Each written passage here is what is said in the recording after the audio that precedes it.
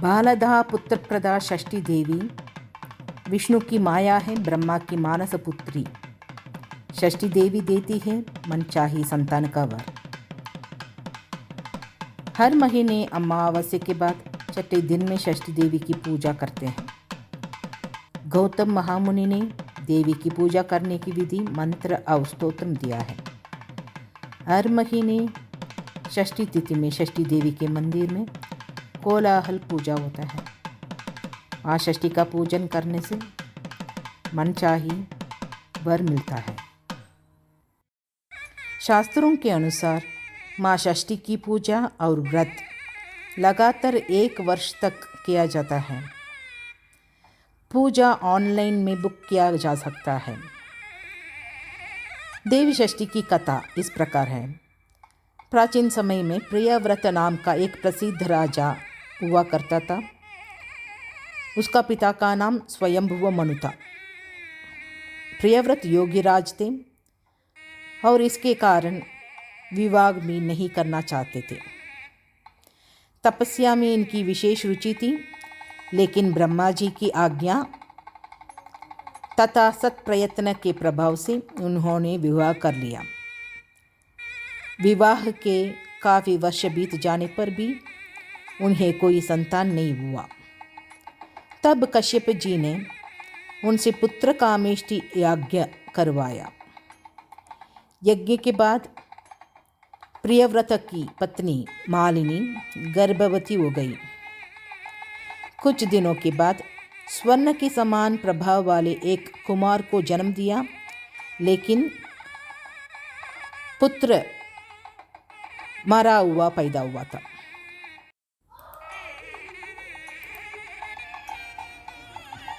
पुत्र को देखकर माँ मूर्छा हो गई। राजा प्रियव्रत उस मृत बालक को लेकर शमशान में गए और उस एकांत भूमि में पुत्र को छाती में चिपकाकर आंखों में आंसुओं की धारा बहाने लगे। तभी वहाँ एक दिव्य विमान दिखाई पड़ा। शुद्ध स्फटिक मणि के समान चमकने वाला एक विमान। तेज से जगमगाते हुए उस विमान में रेशमी वस्त्रों की अनुपम शोभा बढ़ रही थी।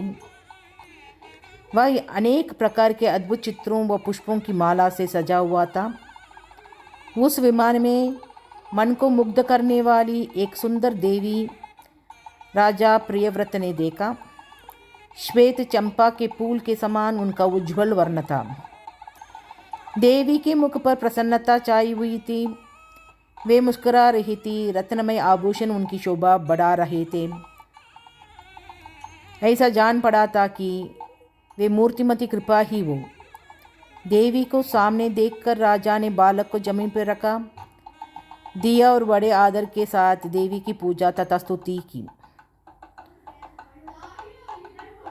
शोभने शुभशोभने कांते सुव्रते वरारोहे, तुम कौन हो? तुम्हारे पतिदेव कौन हैं? और तुम किसकी कन्या हो? तुम स्त्रियों में धन्यवाद तथा आदर की पात्र हो। जगत को मंगल प्रदान में प्रवीण तथा देवताओं के रण की सहायता पहुंचाने वाली ये भगवती देवसेना है। पूर्व समय में देवता दैत्यों से परास्त हो चुके थे। इन देवी ने स्वयं सेना बनकर देवताओं के पक्ष लेकर युद्ध किया। इनकी कृपा से देवता विजयी हो गए थे, अतएव इनका नाम देवसेना पड़ गया। महाराजा प्रियव्रत की बात सुनकर ये उनसे कहने लगी, राजन, मैं देवसेना हूँ। प्रकृति की षष्ठांश से प्रकट हुई, इसलिए मेरे को षष्ठी भी बुलाते हैं। सुख दुख भय शोक हर्ष मंगल संपत्ति विपत्ति ये सब कर्म के अनुसार होते हैं। अपने ही कर्म से प्रभाव से पुरुष अनेक पुत्रों का पिता होता है और कुछ पुत्रहीन भी हो जाते हैं। किसी को मरा हुआ पुत्र तो किसी को दीर्घजीवी पुत्र प्राप्त होता है। ये सब कर्म का ही फल है। गुणी अंगहीन अनेक पत्नियों का स्वामी, भार्या रहित रूपवान रोगी और धर्मी होने पर मुख्य कारण कर्म ही है। कर्म के अनुसार ही व्याधि होती है। पुरुष आरोग्यवान भी होता है। अतएव राजन, कर्म सबसे बलवान है, यह बात श्रुति में कही गई है। इस प्रकार कहकर देवी षष्ठी ने उस बालक को उठा लिया और अपने महान ज्ञान के प्रभाव से खेल खेल में ही उसे पुनः जीवित कर दिया। अभी देखा तो सुवर्ण के समान प्रभाव वाला वह बालक हंस रहा था। अभी महाराज प्रियव्रत उस बालक को देख ही रहा था कि देवी देवसेना उस बालक को लेकर आकाश में जाने की तैयार कर रही थी। ये देखकर राजा बहुत दुखी हो गया। पुनः देवी की स्तुति की, तब संतुष्ट हुई देवी।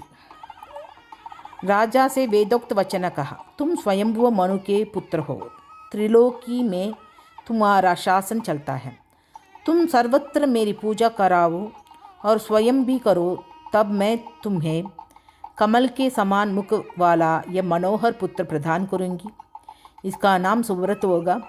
इसमें सभी गुण तथा विवेक शक्ति विद्यामान रहेगी और भगवान नारायण का कलावतार तथा प्रधान योगी होगा। इसे पुनर्जन्म की सभी बातें स्मरण रहेगी।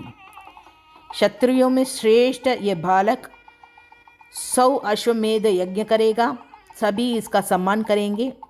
उत्तम बल से संपन्न होने के कारण ये ऐसी शोभा पाएगा जैसे लाखों हाथियों में सिंह। ये धनी गुणी शुद्ध विद्वानों का प्रेम भाजन तथा योगियों ज्ञानियों एवं तपस्वियों का सिद्धरूप होगा। त्रिलोकी में इसकी कीर्ति फैल जाएगी। यह सबको सब संपत्ति प्रदान करेगा। इस प्रकार कहने के पश्चात भगवती देवसेना ने उन्हें वह पुत्र दे दिया। राजा प्रियव्रत ने पुत्र की सभी बातें, पूजा की सभी बातें स्वीकार कर ली। इस प्रकार भगवती देवसेना ने उन्हें उत्तम वर देकर स्वर्ग के लिए प्रस्थान किया। राजा भी प्रसन्नचित्त होकर अपने मंत्रियों के साथ घर लौटे और पुत्र विषयक सारा वृत्तांत सभी को कहा सुनाया। ऐसे प्रिय वचन सुनकर सभी स्त्री पुरुष परम संतुष्ट हो गए। राजा ने सर्वत्र पुत्र प्राप्ति के उपलक्ष्य में मंगल कार्य आरंभ करा दिया। भगवती की पूजा की, ब्राह्मणों को बहुत सा धन दान दिया। तभी से प्रत्येक मास में शुक्ल पक्ष की षष्ठी तिथि के अवसर पर भगवती षष्ठी का महोत्सव यत्नपूर्वक मनाया जाने लगा। बालकों के प्रसव गृह में छठे दिन 21वें दिन तथा अन्न प्रश्न के शुभ समय पर यत्नपूर्वक देवी की पूजा होने लगी। सर्वत्र इसका पूरा प्रचार हो गया और राजा प्रियव्रत भी स्वयं इसकी पूजा करते थे। देवी षष्ठी की स्तुति इस प्रकार है। नमो देवी महादेवी सिद्ध शांत्यै नमो नमः। शुभायै देवसेनायै षष्ठी देव्यै नमो नमः। वरदायै पुत्रदायै धनदायै नमो नमः। सुखदायै मोक्षदायै षष्ठी देव्यै नमो नमः। सृष्टिसत्त्वस्वरूपायै सिद्धायै च नमो नमः। मायायै सिद्धयोगिन्यै षष्ठी देव्यै नमो नमः। सारायै शारदायै च परदेव्यै नमो नमः। बालाधिष्ठात्रिदेव्यै च षष्ठी देव्यै नमो नमः। कल्याणदायै कल्याण्यै फलदायै च कर्मणां प्रत्यक्षाय स्वभक्तानां षष्ठी देव्यै नमो नमः। पूज्यायै स्कन्दकान्तायै सर्वेषां सर्वकर्मसु देवरक्षणकारिण्यै षष्ठी देव्यै नमो नमः। शुद्धसत्त्वस्वरूपायै मन्दित्यै नृणां सदा हिंसाक्रोधवर्जितायै षष्ठी देव्यै नमो नमः। धनं देहि प्रियं देहि पुत्रं देहि सुरेश्वरी। मानं देहि जयं देहि द्विषो जहि महेश्वरी। धर्मं देहि यशो देहि षष्ठीदेव्यै नमो नमः।